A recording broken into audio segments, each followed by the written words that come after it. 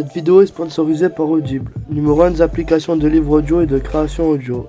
Si cela vous intéresse, restez jusqu'à la fin de la vidéo pour en savoir plus.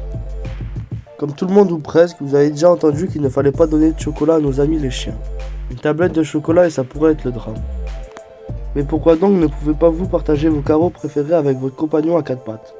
Le chocolat contient de la théobromine.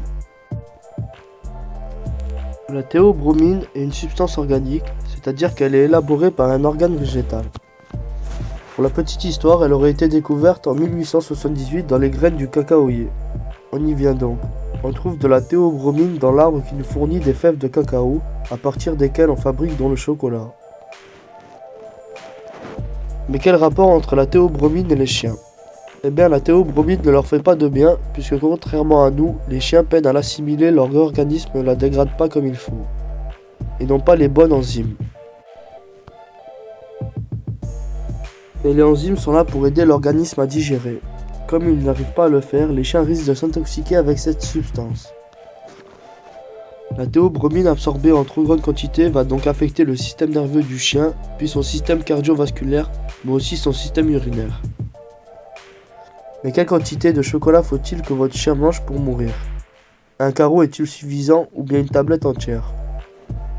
En réalité, tout dépend du poids de votre chien. On dit pour faire simple que la théobromine peut être fatale à votre animal de compagnie à une dose qui oscille entre 90 et 250 mg pour chaque kilo de votre chien. Mais difficile de savoir combien une tablette de chocolat contient de théobromine, puisque le taux varie selon les types de chocolat.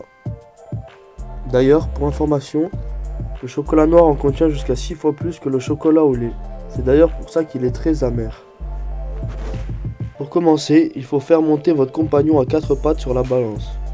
En général, un chien de taille moyenne pèse entre 15 et 25 kg. Admettons qu'il pèse 20 kg.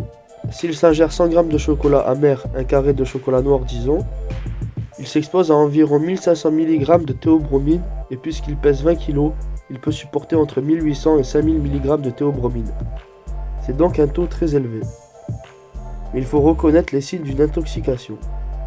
Donc si votre chien est excité, irrité, en colère, si son rythme cardiaque accéléré, qu'il vomit et s'agite, fait beaucoup pipi et tremble, c'est qu'il a peut-être ingéré du chocolat. Généralement, ces symptômes s'observent dans les 24 heures qui suivent l'élan de gourmandise de votre toutou. Mais de toute façon, n'attendez pas à l'apparition des symptômes pour conduire votre chien chez le vétérinaire s'il a mangé du chocolat. Merci d'avoir visionné cette vidéo jusqu'à la fin. Si tu as soif de savoir, de connaissances et que tu vas apprendre tout en te divertissant, les plus de 400 000 livres et enregistrements audibles sur tout sujet confondu sont faits pour que tu puisses t'instruire et suivre tes activités en même temps. Si tu es intéressé ou que tu veux simplement soutenir notre chaîne, je t'invite à cliquer sur le lien en description et à prendre ta période d'essai gratuite pendant un mois. N'oublie pas de t'abonner à la chaîne et de laisser un like si tu as appris des choses ou que tu as aimé nos explications, ainsi qu'activer la cloche pour être tenu au courant de nos prochaines sorties de vidéos.